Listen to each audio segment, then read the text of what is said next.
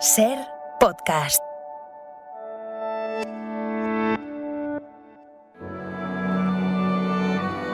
Bienvenidos a Sucedió una noche, un programa dedicado al mejor cine de todos los tiempos.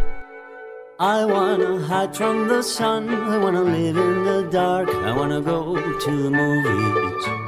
Nobody's waiting outside, but I feel alright, 'cause I'm here on my own. I can kiss Marion and Jane, I can sing in the rain, I can be Superman. I'll never come out again. Las estrellas míticas, los grandes directores, las películas inolvidables. Dirige y presenta Antonio Martínez. Muy buenas a todos y bienvenidos a Sucedió una noche. Si alguna vez en una encuesta os preguntan ¿Sushi o Soylent? Los iniciados en la ciencia ficción no dudarían en contestar Sushi. Os contaremos por qué, ya que vamos a hablar de uno de los clásicos de la ciencia ficción de los 70, como es Cuando el destino nos alcance. El capítulo de nuestra enciclopedia estará dedicado a una gran actriz a la que la mayoría de la gente recuerda sobre todo por un papel. La llevaré a ver a Margot. No. Sí, ella tiene que conocerla. No debo molestarla. Al fin y al cabo soy una admiradora entre tantas. No hay otra como usted. Es imposible. Ann Buster, la protagonista junto a Bette Davis de Eva al desnudo. Hablaremos de cine y cocina con el periodista y escritor Iñaki Mayora. Y en la sección de Jack Bourbon, una película que molestó bastante a la comunidad católica en los primeros años de este siglo. Bueno, soy católico irlandés. Sé que ha habido mucha polémica en torno a la iglesia últimamente. Ya sabes, por lo del Código Da Vinci. Pero lo bueno es que puedes hacer de todo, cualquier cosa. Mientras luego te confieses, todo se te perdona. Nosotros estamos listos. Y vosotros también, podemos empezar. I wanna hide from the sun, wanna live in the dark, and I'll never come back. El espectáculo está a punto de comenzar. Pero no se alarmen ustedes, no les cobraremos la entrada. Lo que el cine nos dejó. Es tan difícil ser alguien que la gente no olvida. El próximo martes, día 9, se cumplen 50 años del estreno de Cuando el destino nos alcance, uno de los clásicos de la ciencia ficción de la década de los 70 del siglo XX, que algunos conocen más por su título original, Soylent Green. Charlton Heston y Edward G. Robinson eran los principales protagonistas y la dirigió Richard Fleischer, el realizador de películas como Los Vikingos, 20.000 leguas de viaje submarino o Viaje alucinante.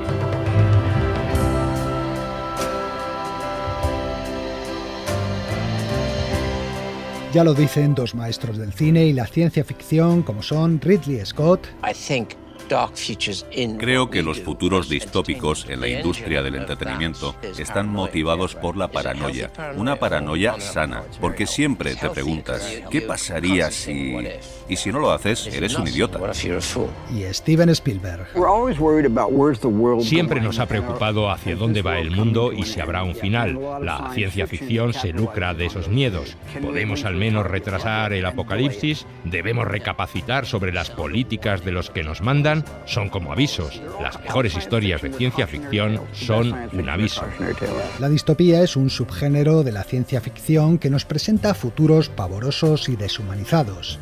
Desde clásicos como Metrópolis, Fahrenheit 451, La Naranja Mecánica o 1984, a películas más recientes como Hijos de los Hombres o las sagas Los Juegos del Hambre o Divergente. Cassandra, en la leyenda griega, fue condenada a conocer el futuro, pero a no ser creída cuando lo predecía. De ahí la agonía de saber algo de antemano sumada a la impotencia de evitarlo. Cuando el destino nos alcance se inscribe en ese género distópico y nos muestra un futuro que en realidad ya es pasado para nosotros. Año 2022. Lugar Nueva York, población 40 millones de habitantes. Atención, dentro de una hora, prohibido circular por las calles sin autorización.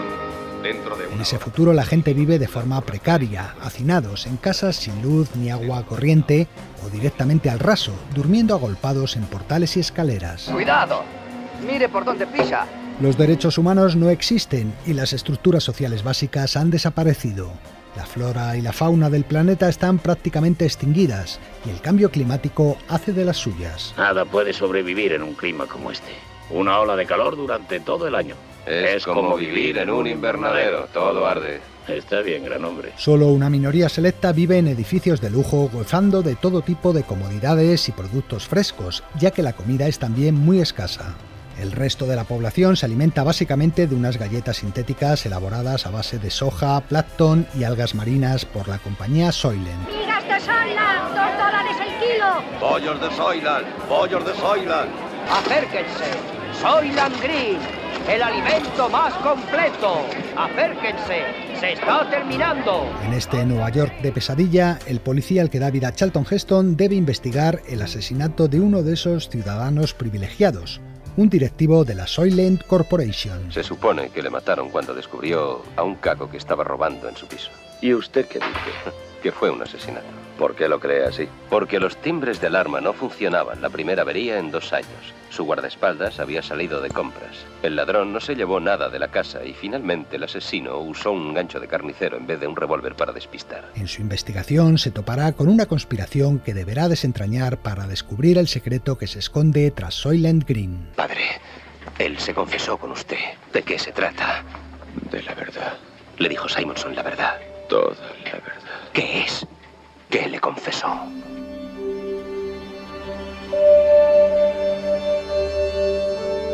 A finales de la década de los 60 se produjo un cambio importante en la temática de la ciencia ficción. La amenaza nuclear y el miedo a las invasiones alienígenas que habían dominado el género en años anteriores dio paso a nuevas preocupaciones de la gente, como la superpoblación, el consumismo desbocado, los gobiernos totalitarios y controladores, la degradación ecológica o la escasez de alimentos. Cuando yo era niño, la comida era comida. Entonces nuestros científicos envenenaron el agua, contaminaron la tierra y destruyeron las plantas y la vida animal. Podías comprar carne en cualquier parte, huevos, mantequilla, lechugas frescas en las verdulerías. Ya lo sé, me lo has dicho 1000 veces. Cuando el destino nos alcance se inspira en una novela de Harry Harrison titulada Hagan sitio, publicada en 1966, aunque varía en muchos puntos con respecto al libro. Fleischer consiguió con gran acierto mezclar el escenario distópico con una trama policial casi de cine negro que tenía además tintes políticos. Este no es un asesinato que se pueda olvidar en 24 horas. Ya le he dicho que alguien me ha estado siguiendo. Aquí hay algo sucio. Ande, firme usted esto y lo enterraré. No, no firmo. Un miembro de la Junta de Gobierno de la Soylent Corporation es asesinado con una herramienta y quiere esconder su cadáver debajo de la alfombra. ¿Quién le ha comprado? Otro acierto de Fleischer fue usar el realismo como herramienta fundamental. Aquí no hay armas sofisticadas, ni coches voladores, ni alta tecnología, sino que en su lugar la película se decanta por un diseño de producción claramente setentero, lleno de herrumbre y abandono, que transmite al espectador la idea de que ese futuro terrible no tiene lugar en un mañana lejano, sino que está ahí, a la vuelta de la esquina. Antes el mundo era... Oh, Sol, siempre dices lo mismo. Lo viví, puedo demostrarlo. Lo sé. Cuando tú eras joven, la gente era mejor. Siempre ha habido gente mala, pero el mundo era hermoso. La tercera pata en la que descansa la película es la gran interpretación de sus dos protagonistas principales, dos grandes del Hollywood clásico. Uno es Charlton Heston. Un hombre de complexión fuerte, rubio, tal vez un protector. Heston da vida a un personaje complejo. Es a la vez rudo, cínico y amoral, pero también honesto y difícil de doblegar, aunque a veces sucumba a los pequeños placeres. Agua. Tienes agua caliente aquí. Muy caliente. Agua caliente. Ya ni me acuerdo de lo que es un baño. Y después te daré un masaje. Cuando el destino nos alcance es la tercera película de la célebre trilogía de ciencia ficción que Heston rodó entre finales de los 60 y principios de los 70. Las otras dos fueron El planeta de los simios y El último hombre vivo.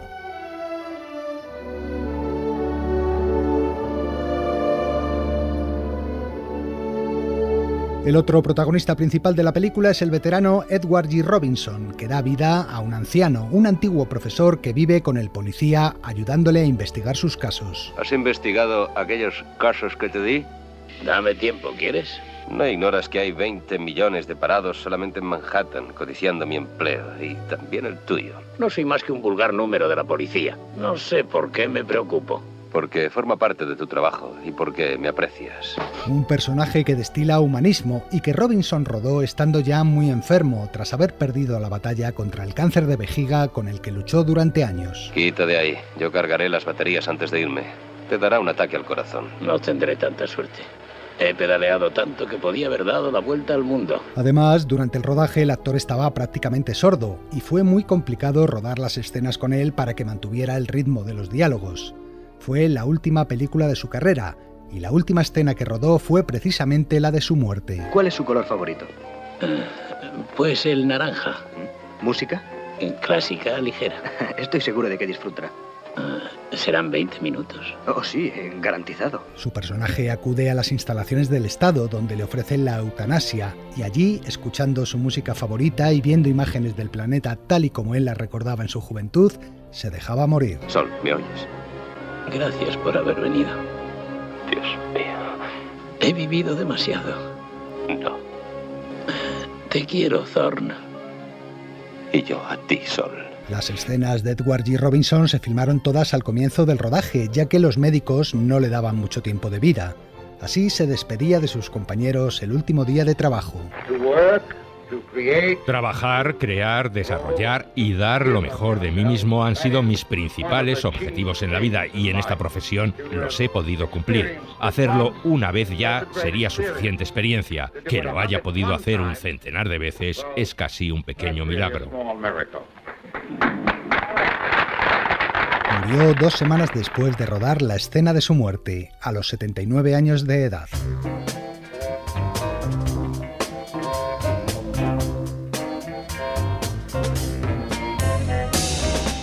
Cuando el destino nos alcance fue una de las pocas películas de ciencia ficción que cosecharon un gran éxito en taquilla antes del estallido comercial del género con la Guerra de las Galaxias. Y tiene además un curioso mérito. Es la primera película de la historia del cine en la que aparece un videojuego. ¡Vamos, vamos! Me gusta oírte reír. Ven a jugar. No. Gracias por tu juguete. Me alegra que te diviertas, Shell. He demolido 5 casas con un cohete. No está mal para una aficionada. Muchos de los horrores distópicos que nos muestra la película se han hecho realidad con los años. La contaminación y el calentamiento global, la superpoblación, la connivencia entre grandes corporaciones y los gobiernos, la cada vez más insalvable brecha social o la progresiva sustitución de la comida natural por alimentos ultraprocesados. Sol. ¿Buey? Dios mío.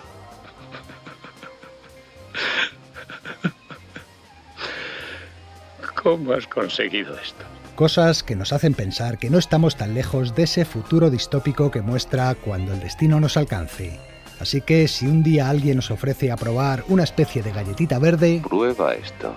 ¿Qué es? Pruébalo. No os la comáis, porque ya sabéis de qué va la cosa. Están haciendo comida con nuestros cadáveres. Nos van a criar como ganado para hacer comida. Dígaselo a todo el mundo.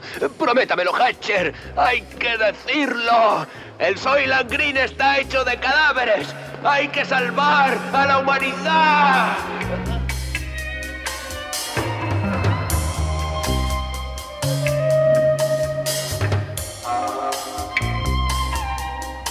Y ahora ya sabéis lo que toca, a jugar a las películas. No le hagas nada, Jack el Largo. No fue Manuel, lo hice yo. Lo hice anoche mientras tú estabas cenando, pero no fue con intención de que se te clavaran los anzuelos. Solo pensé que nos reiríamos y que ¡Eres un ganaríamos... mal bicho! Largo, ¿qué vas a hacer? Tú no te metas, portugués. ¿Por qué tienes que ponerte así? Él lo ha admitido todo como un verdadero hombre. Te ha pedido perdón, no hay que hablar más de ello. No pararé hasta haberle arrancado las orejas. ¡Quita de ahí! Si tocas al chico, te hago pedazos. ¿Tú? Es Manuel quien te lo dice. Te haré pedazos.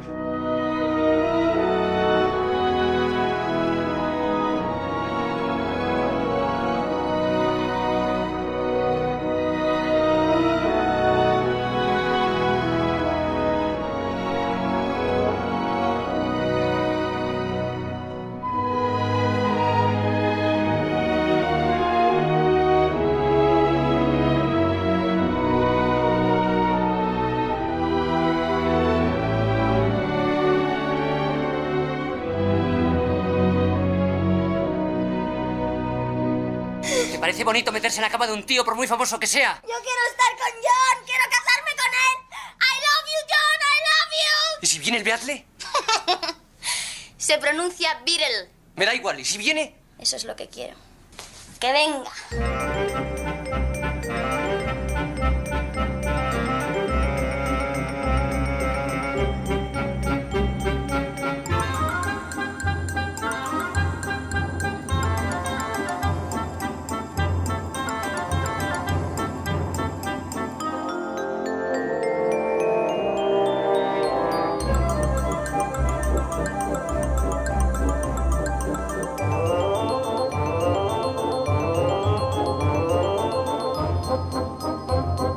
El toxicólogo con el que he hablado me ha dado una lista de los problemas originados por la exposición al cromo hexavalente. Ahí está todo. Lo que ustedes tienen está en esa lista. No fue lo que dijo nuestro médico.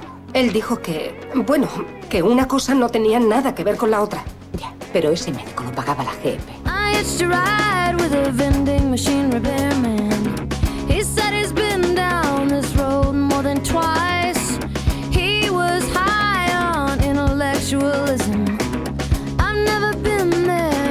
Sure looks nice.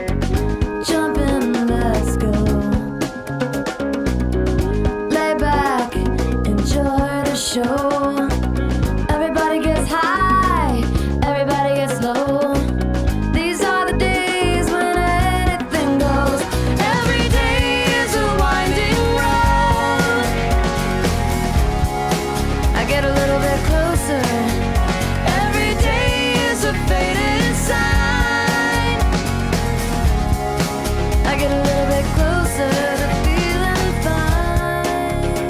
Pues aquí van las respuestas. Empezábamos subiéndonos a un barco pesquero donde nos encontrábamos con Spencer Tracy, John Carradine y el niño Freddie Bartholomew. Era el barco de Capitanes Intrépidos, una de las joyas del cine de aventuras dirigida por Victor Fleming en 1937 con música de Frank Wassman. A continuación, oíamos a Gabino Diego y a Penélope Cruz en El amor perjudica seriamente la salud, de Manuel Gómez Pereira, película del año 1996 que tenía banda sonora de Bernardo Bonetti. Y terminábamos con Julia Roberts en la piel del activista medioambiental Erin Brockovich, la película que Steven Soderbergh dirigió en 2000 y con la que Julia ganó el Oscar a la mejor actriz. De su banda sonora hemos elegido este tema de Sheryl Crow que suena de fondo, Every Day is a Winding Road. Dale un título y lo escribirá. Enciclopedia Curiosa del Cine. Parece más una bomba que un libro. Este domingo, 7 de mayo, se celebra el centenario del nacimiento de Ann Baxter, una de las actrices más recurrentes del cine americano de los años 40 y 50 del siglo XX, a la que muchos recordarán por películas como Eva al desnudo o Los 10 mandamientos. Un buen momento, pues, este centenario para recordar la vida y trayectoria cinematográfica de esta gran actriz. Frank Lloyd Wright. Esta canción de Simon y Garfunkel está dedicada a Frank Lloyd Wright, uno de los arquitectos norteamericanos más famosos de la historia, en cuya vida se inspiraba el personaje de Gary Cooper en la película El manantial. Y la canción suena aquí porque Frank Lloyd Wright era el abuelo materno de Ann Baxter. Él diseñó un teatro para mí cuando tenía 3 años, pero yo no lo sabía. La noche que gané el Oscar estaba con él y me dijo: bueno, parece que el teatro que construyó tu abuelo te ha servido para algo, y ahí lo descubrí. Estaba muy feliz con mi carrera de actriz porque él amaba realmente el teatro. Ann Baxter jugaba de pequeña con ese teatrillo y quizá de ahí nació su amor por la interpretación, una vocación muy temprana ya que a la edad de 13 años ya había debutado en Broadway. Para entonces ya estaba bastante entrenada porque llevaba desde los 11 años en una escuela de arte dramático. Mi familia era maravillosa, en algunos aspectos muy tradicional, pero en otros muy abierta. Un día me dijeron: vamos a planificar tu educación, estudiarás lo que realmente quieras. Y yo les dije: quiero ser actriz. El cine también le atrajo muy pronto. Tenía solo 16 años cuando se presentó al casting para uno de los papeles más disputados del momento. Anoche soñé que volvía a Manderley.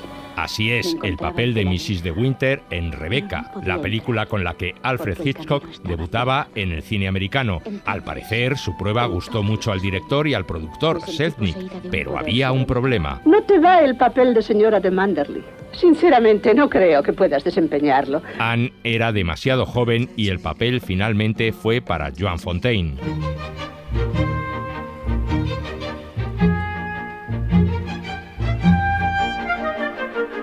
No obstante, sus esfuerzos tuvieron su premio. Selznick la recomendó a la Fox, que le firmó un contrato de 7 años a razón de $350 semanales.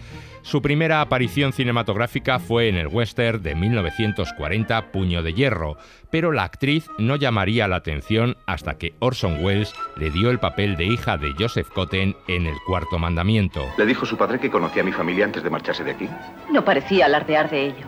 Lucy, ¿quién es? Ese tipo a quien llamó Don Nadie. He venido a pedirte este baile. Supongo que será algún viudo. Un viejo viudo. Sí, es viudo. He debido decírselo antes. Es mi padre. Su aspecto frágil de alguna manera encasilló a la actriz en estos primeros años de carrera. Me agrada esa chica. Tiene una especie de gracia tranquila. Entre otras muchas buenas cualidades. Y la orientaron más hacia el drama que a la comedia, según los cánones del Hollywood de aquellos años. Había dos categorías de mujeres. Si tenías cerebro no podías ser sexy, eras la bibliotecaria. Y si eras sexy no tenías cerebro, eras la gatita. Una locura. Pronto Anne Baxter empezó a destacar en películas como 5 tumbas a El Cairo, de Billy Wilder, o Sucedió un domingo, de Lloyd Bacon, donde conoció al actor John Hodiak, que se convertiría en su primer marido. Es el hombre que, según parece, quiere casarse conmigo. No sé por qué será, pero es así. Da la casualidad de que estoy loco por ella. No quiero que él lo sepa, pero entre nosotros, yo también estoy loca por él. En 1946 llegaría el primer gran éxito de la carrera de Anne Baxter gracias a su trabajo en la película El filo de la navaja, al lado de Tyrone Power. Hola, Larry. Hola, Sophie. ¿Cómo estás? Se sienta. ¿Dónde está ese champán? ¿Lo traes o no? ¿Te acuerdas de aquel verano antes de la guerra? Claro. Nos veíamos a menudo entonces. Leíamos poesías juntos. ¿Te acuerdas, Larry? Por entonces tú también escribías poesías. Bueno, he de volver con mi amigo o empezar a romper cosas. En El filo de la navaja daba vida a una apenada viuda que se convertía en alcohólica tras perder a su marido y a su hija en un accidente de coche. Una mujer que era feliz con un marido estupendo y un bebé precioso y a la que de repente se lo arrebataban todo de golpe. Por eso se comportaba así una vez perdida la ilusión. Gracias a este personaje, Anne Baxter ganó el Oscar a la mejor actriz de reparto en 1947.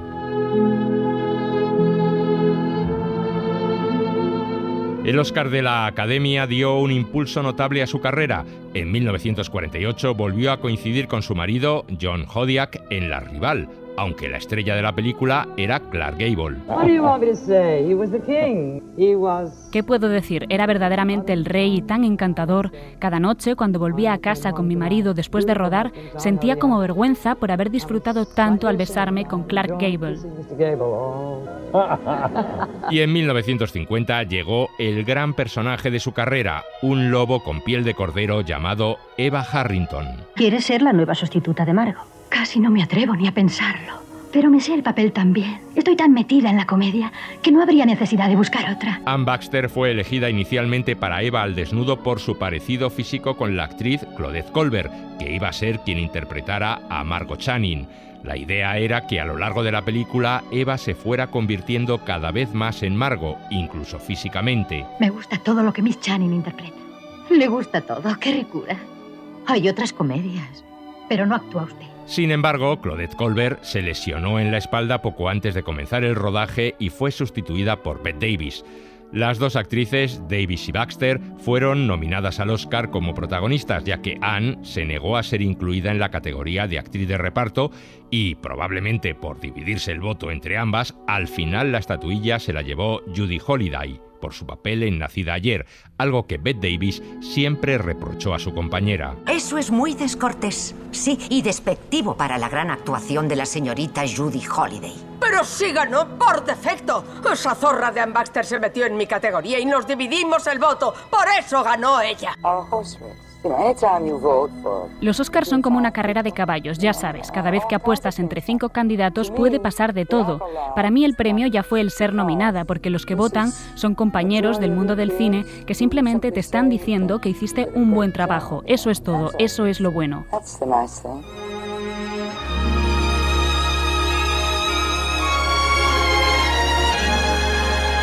En 1953, Anne Baxter pudo finalmente sacarse la espina de trabajar con Hitchcock cuando la eligió para Yo confieso, en la que daba vida a la amante del sacerdote Montgomery Clift. Por tu bien, no deben vernos juntos. Tenía que verte.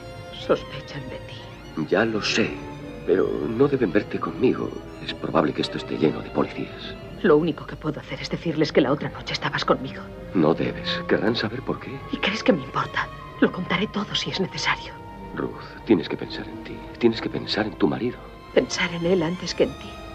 Jamás lo he hecho, Michael. Otro de los personajes más recordados de la carrera de Anne Baxter fue este. Oh, Moisés, los dioses te han hecho para la grandeza. El esplendor de tu nombre perdurará más aún que las pirámides.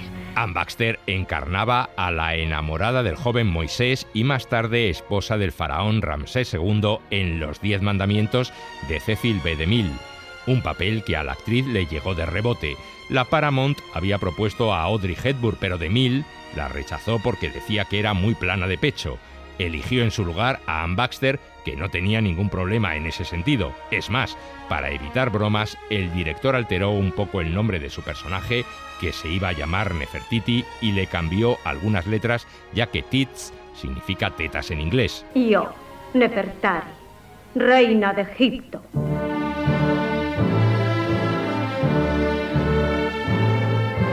En 1960, Anne Baxter protagonizó el western cimarrón A las órdenes de Anthony Mann. Estas son mis tierras. No me digas.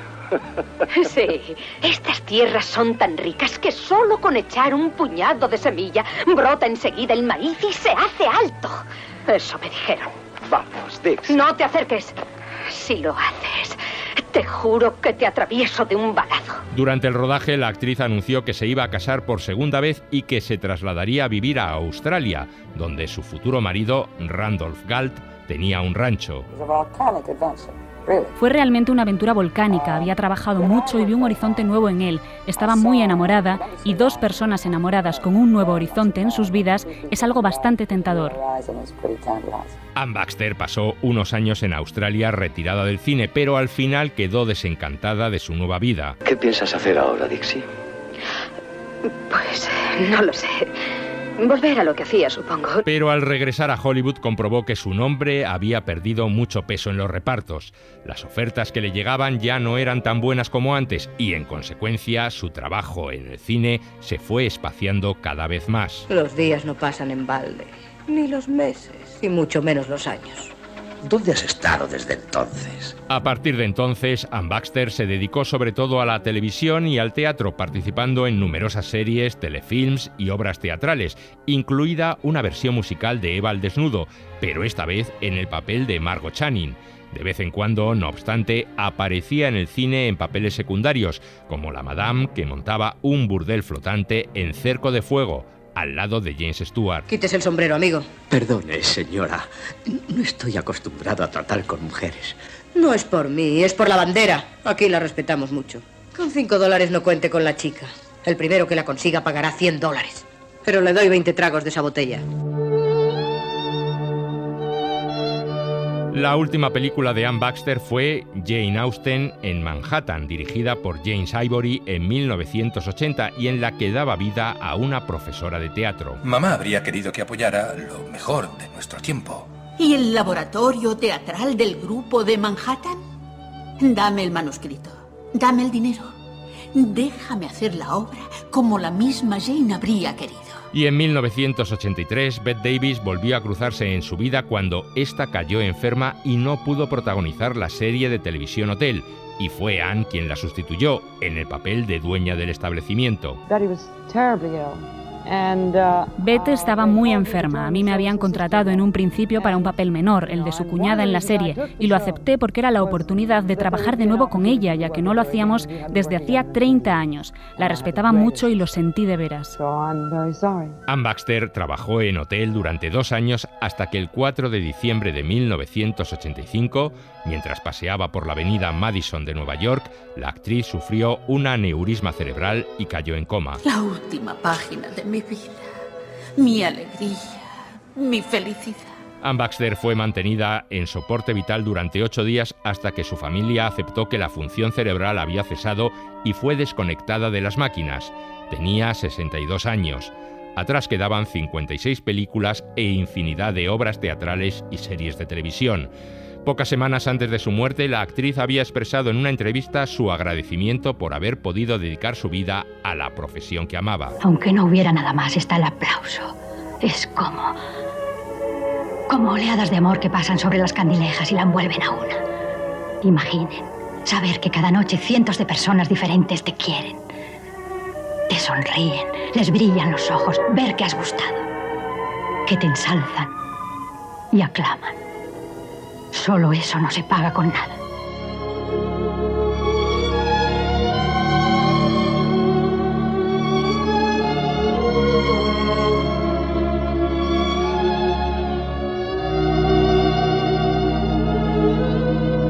Sucedió una noche. El cine clásico en la SER. Si ese avión despega y tú no estás a su lado, te arrepentirás. Tal vez no hoy ni mañana, pero sí muy pronto y para el resto de tu vida. El cine de su vida. Es de Casablanca. Toda mi vida he estado esperando decirlo. Hoy hablamos con nuestro compañero Iñaki Mayora, que escribe en su web jaleoenlacocina.com y que también colabora en la web y en los podcasts quinótico.es y en Onda Cero con artículos de cocina y de cine. Iñaki acaba de publicar un libro titulado Corten, 100 recetas de película, en el que reúne un centenar de platos y de cócteles que aparecen en largometrajes muy conocidos. En el libro se enseña cómo hacerlas, los ingredientes necesarios y el paso a paso de su elaboración, además de explicar la importancia de ese plato dentro de la película. Así que nos lavamos las manos, preparamos las sartenes y cacerolas y nos ponemos a cocinar de cine con Iñaki Mayora. Be our guest, be our guest, put our service to the test. Yo empecé con mi blog en 2012, con un blog de cocina que se llama Jaleo en la Cocina, y bueno, pues llevo desde entonces compartiendo con mis seguidores las recetas. Sí que es verdad que, bueno, el cine me ha gustado siempre, yo estudié comunicación audiovisual, y bueno, me apareció la idea de juntar mis dos pasiones, que son el cine y la gastronomía, y de ahí salió pues este libro, Corten, 100 recetas de película. Tenemos un menú para cada día de la semana. Chuleta solo el sábado, pescado los viernes. Yo lo primero que hice fue elaborar una lista de películas en las que yo recordaba algún plato que tuviera cierta importancia. Presenté una lista con 65 o 55 recetas y al final pues salieron esas 100 recetas divididas en 6 capítulos dependiendo pues del género cinematográfico al que pertenecen las películas. Bueno, ¿qué?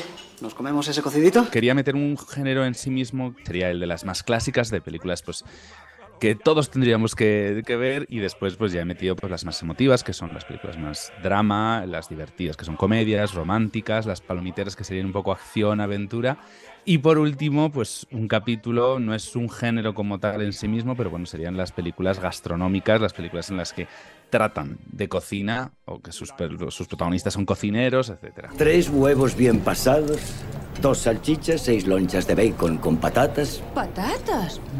Un par de crepes y un café cortado con sacarina. Las más clásicas que llamamos en el libro, pues es este género que aglutina pues películas como Desayuno con diamantes, como El apartamento. ¿Le gustan los espagueti con albóndigas? Los he preparado yo mismo. O Vacaciones en Roma, por ejemplo. Yo hablo de la importancia que tiene esa receta dentro de la película, pues en el caso los croissants de Desayuno con diamantes, por ejemplo, o la pasta que preparan en el apartamento, es que la escurren con la raqueta, y entonces, bueno, pues también siempre he intentado recrear esas escenas de alguna manera en las fotos del libro. Pues por ejemplo los tallarines al óleo del apartamento están servidos en la raqueta. Qué bien maneja la raqueta. Soy un verdadero campeón y ya verá cómo sirvo las albóndigas. Y en la fotografía de Desayuno con diamantes pues he recreado ese momento de Audrey Hepburn enfrente del Tiffany's con esos croissants y el café. Ahí metí a mi madre de modelo, y es una foto pues que me hace muchísima ilusión además.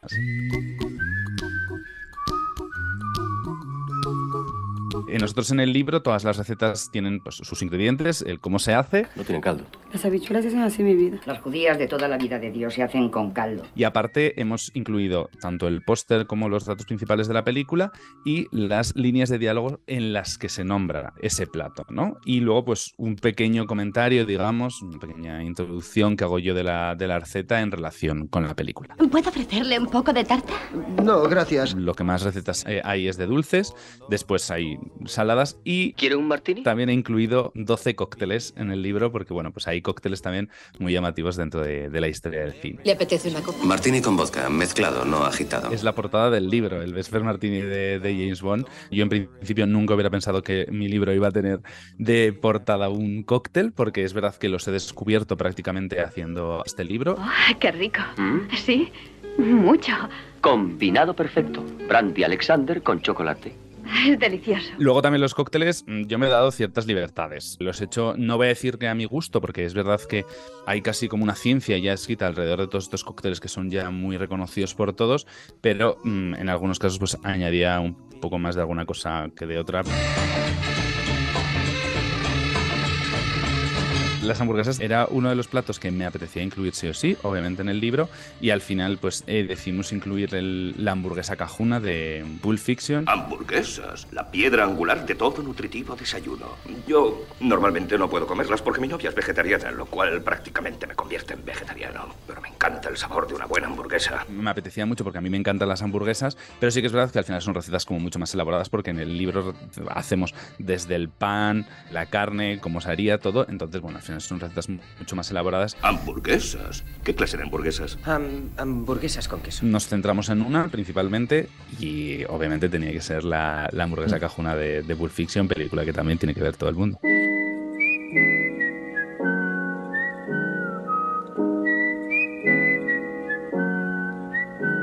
Lo que me he dado cuenta haciendo este libro, porque me ha tocado pues volver a ver muchas películas que ya había visto, pues porque al final tenía que sacar las citas literales de la película en español, que en muchos casos yo la había visto en inglés, y te das cuenta de que muchas veces ayudan a aprender más sobre el personaje, te ayudan a... Bueno, son catalizadores muchas veces de secuencias en las que va a suceder algo súper importante. Ves cómo, fijándote, esos platos pues tienen muchísima importancia en lo que es el transcurso de toda la película.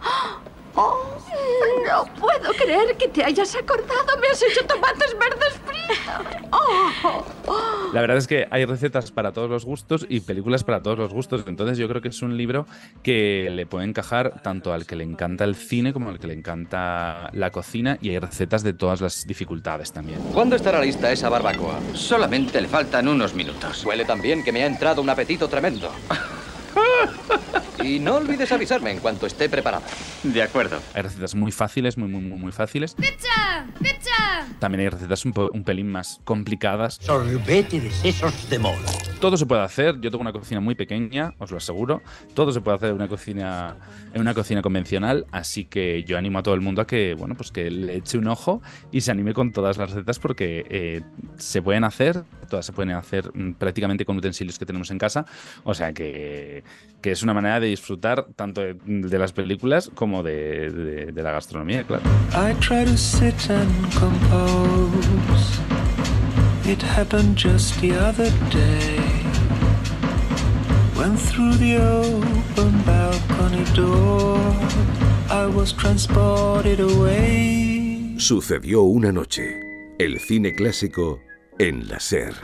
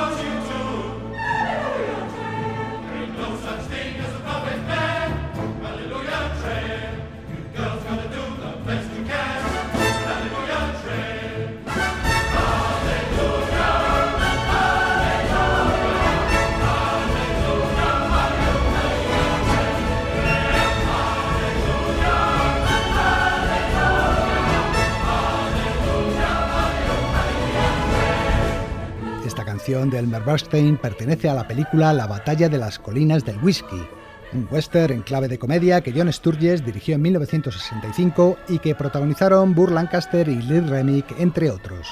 Un tema alegre para recibir como se merece a nuestro hombre de las polémicas, Jack Bourbon. Jack Bourbon presenta cine incómodo. ¡Basta! No estoy dispuesta a consentir inmoralidades en nuestras pantallas. Este espectáculo degradante y depravado ha de terminar ahora mismo. Sexo, violencia, religión, política. ¿Oyes ese silbido? Es una bomba que cae del cielo y va a impactar en 400 cines a la vez. Las películas más polémicas de la historia del cine. ¿Qué tal, amigos? Muchas de las películas que causaron escándalo eran adaptaciones de obras literarias que también habían sufrido previamente persecución y polémica. Lo hemos visto en algunos títulos que ya han pasado por esta serie, como Lolita o Los 120 días de Sodoma, y en otros como La naranja mecánica o El padrino. La película que os traigo hoy constituyó uno de los grandes escándalos por motivos religiosos de comienzos de este siglo. Me refiero a El Código da Vinci, la novela de Dan Brown posteriormente llevada al cine por el director Ron Howard en el año 2006. En los próximos minutos vamos a recordar toda aquella polémica.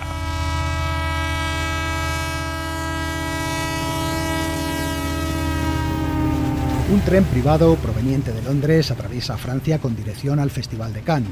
Es un tren fletado por la productora Sony, en el que viajan a bordo Tom Hanks, Audrey Tautou, Ian McKellen y el resto de protagonistas del Código da Vinci, además del director Ron Howard y del escritor Dan Brown. Se trata de una campaña promocional, ya que la película inaugura la 59 edición del festival. Es la película más esperada, la que más expectación ha levantado, algo que a Tom Hanks, por ejemplo, le parece magnífico. Hay dos cosas que como espectador me gustan de una película: que sea entretenida y que me estimule para hablar de ella y discutir al respecto. Y es que mientras el equipo de la película hace su entrada triunfal en Cannes, miembros de la comunidad católica de todo el mundo planifican las últimas acciones de protesta.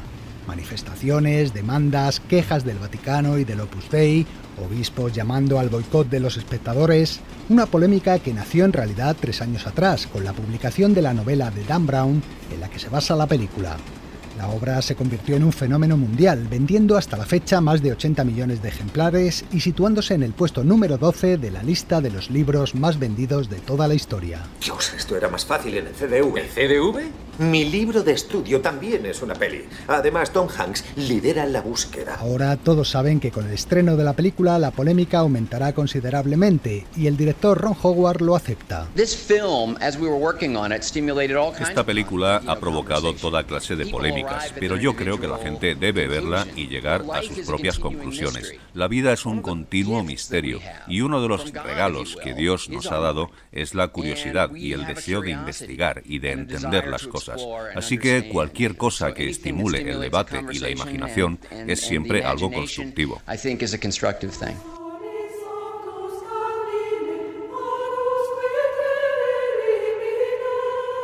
El Código da Vinci profundizaba en la mística del Santo Grial, pero no tratada como una leyenda medieval, sino de una manera mucho más carnal.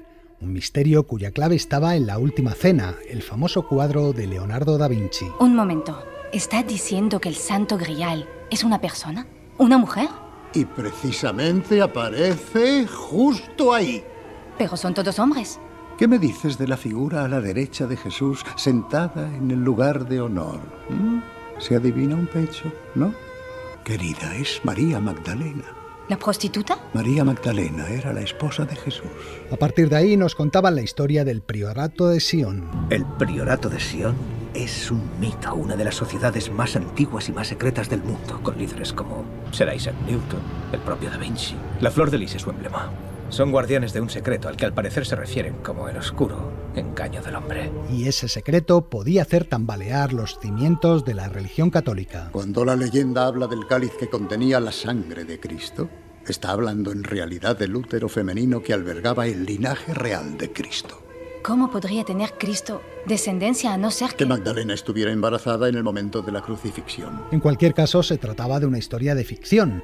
Por eso, ¿cuál era en realidad el problema con el Código da Vinci? El teólogo de la Universidad de Navarra, Juan Chapa, lo explicaba así. El problema que plantea es que combina datos históricos que son ciertos, por ejemplo, el impulso que tomó el cristianismo con el emperador Constantino, con otros datos falsos, como por ejemplo que Jesús estuviera casado con María Magdalena, que Jesús no era Dios, y que el concilio de Nicea en el siglo IV fuera quien reconociera la divinidad de Jesucristo, como si esto ya no hubiera existido antes. Cuestionar la divinidad de Cristo y un posible matrimonio con María Magdalena, que le habría dado incluso descendencia, eran cuestiones inaceptables para los creyentes católicos.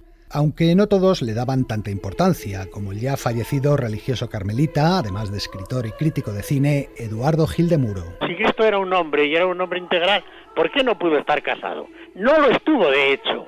Históricamente en el Evangelio no hay absolutamente ningún pespunte por el que podamos deducir que efectivamente Cristo estaba casado, y menos todavía con María Magdalena. Gil de Muro pensaba que las protestas y manifestaciones del Vaticano, que calificaban el libro y el film como violentamente anticristianos y llenos de ofensas, eran en el fondo un error. Digo un desacierto por parte de quien lo han promovido, porque sabido es que siempre que ha habido una cosa de estas, la mejor propaganda que se puede hacer es la de declarar una especie de escándalo previo.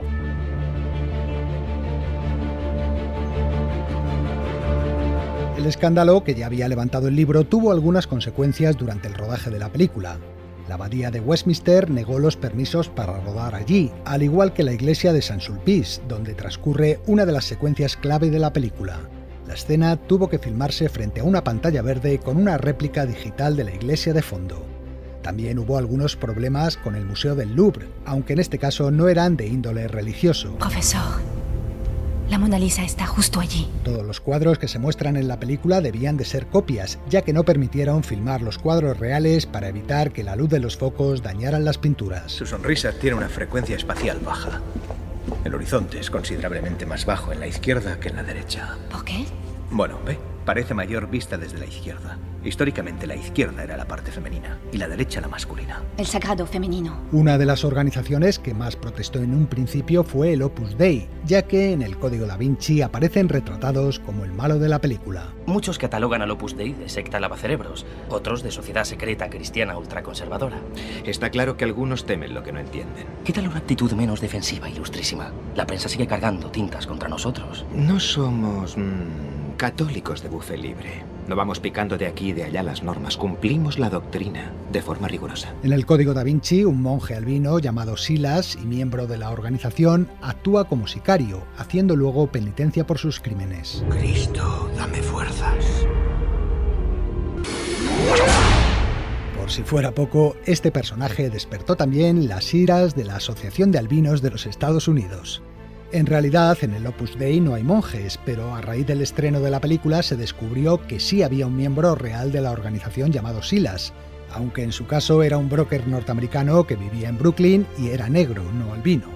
Es una anécdota sin relevancia, pero para los miembros del Opus Dei, el libro y la película no eran anecdóticos. Desde la Oficina de Información del Opus Dei en España, Margarita Valenzuela lo explicaba así. Ahora con el estreno de la película, bueno, pues es verdad que desde Sony y los actores también y el director hacen hincapié en que se trata de una obra de ficción. Pero la ficción tiene sus límites. La realidad es que en esa película aparecen cuestiones, instituciones que son reales, que existen en la realidad y a las que les atribuye una serie de actuaciones que sin embargo son falsas. ¿Dónde empieza la ficción? ¿Dónde empieza la mentira?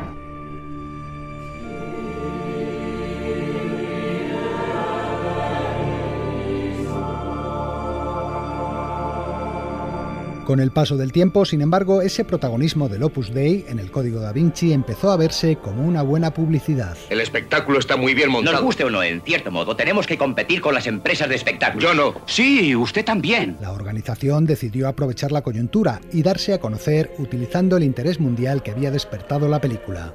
Lo contaba Terry Carron, responsable de la oficina de prensa del Opus Dei en Estados Unidos. Sí, toda esta publicidad ha tenido algún sentido positivo para nosotros, es decir, muy a grandes rasgos, nosotros podemos explicarnos más y hemos recibido muchas peticiones de información. Por ejemplo, nuestra página web ha sido visitada por más de 3 millones de personas en el último año y 1 millón de ellos solo en Estados Unidos. Y mucha gente comienza a implicarse con el Opus Dei a través de esta publicidad. Opus Dei through this publicity. De esta forma, la organización, a pesar de haber anunciado acciones judiciales contra la productora y el escritor, dejó pasar el asunto pensando que ya se encargarían desde instancias más altas de hacer justicia en su momento. ¡Sois pecadores! ¡Condenados a la perdición! Todos sufriréis las espantosas y eternas torturas de un terrible infierno. Con el tiempo, la polémica del Código Da Vinci se olvidó y hoy la película se recuerda sobre todo como un fenómeno social, más que por su calidad cinematográfica. Y es que ya lo advertía el director Ron Howard en el momento de su estreno. Es evidente que la película puede molestar a alguna gente. Mi consejo es que no vayas a verla si crees que te vas a sentir agredido. Espera, habla con los que la han visto, discute y cuando llegues a una conclusión, decide. Pero recuerda siempre, esto es ficción, entretenimiento, no teología. No, es un thriller lleno de misterios y secretos, y todas las pistas conducen al famoso pintor. Podría ser una especie de anagrama. ¿Puede descifrarlo? Demonios, profecías, códigos, monjes. Da Vinci. La novela de Dan Brown dio lugar a la aparición de numerosos libros que trataban asuntos parecidos. Un cadáver en cruz, misteriosos símbolos medievales y ahora un monje asesino. Es como el Código Da Vinci. También influyó en el turismo. Hoy en día existen recorridos que llevan a los turistas a conocer los principales escenarios de la película. Por ejemplo, la abadía de Roslin, cercana a Edimburgo, donde finalizan el libro y el film, ha pasado de las 25.000 visitas anuales que tenía antes a casi 200.000 cada temporada, lo que les ha permitido emprender diversas obras de rehabilitación.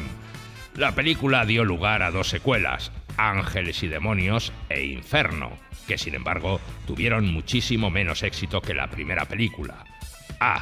Y en España, el Código Da Vinci estuvo a punto de obrar un milagro, nada menos que la reunión de Andrés Pajares con Fernando Esteso más de 20 años después de separarse para rodar una nueva comedia titulada El Código a Parinchi, y en la que se iba a parodiar la historia original. Desafortunadamente, el proyecto, anunciado a bombo y platillo en su día, nunca llegó a concretarse. En fin, amigos, hasta la semana que viene. Continuará. Hoy nos despedimos con la Brian Setzer Orchestra, versionando Town Without Pity, un tema compuesto por Elmer Bernstein para la película Ciudad sin Piedad, que Kirk Douglas protagonizó en 1961 y que ganó el Globo de Oro a la mejor canción en la voz de Jim Pitney. Y nada más por nuestra parte. Elio Castro y Antonio Martínez hacemos Sucedió una noche con Laura Martínez a cargo de las redes sociales y Pascual Gozálvez, que nos echa una mano en algunas voces. Que seáis felices y hasta la semana que viene.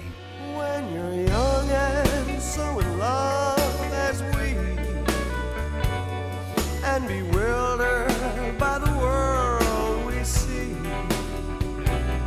Why do people hurt us so? Only those in love would know what a town without pity can do. If we stop to gaze upon a star, people talk about how bad we are. Not an easy gauge. We're like tigers in a cage. What a town without pity can do. The young have problems, many problems.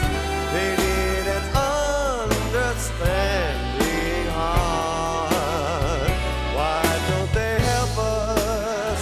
Try to help us before this plain granite planet blows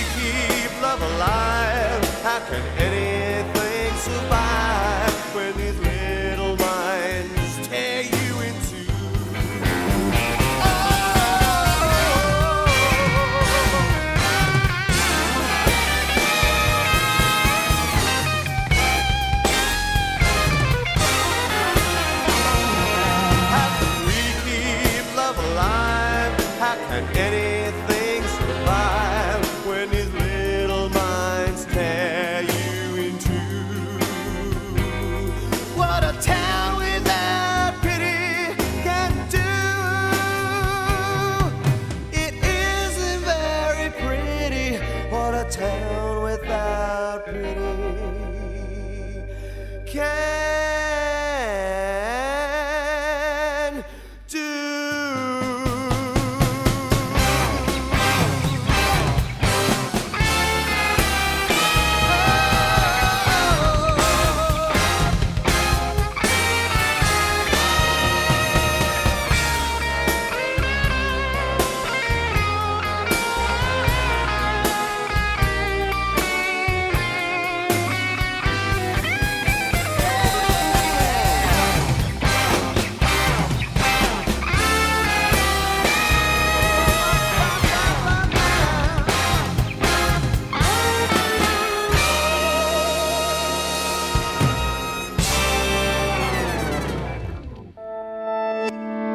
Cadena SER. La radio.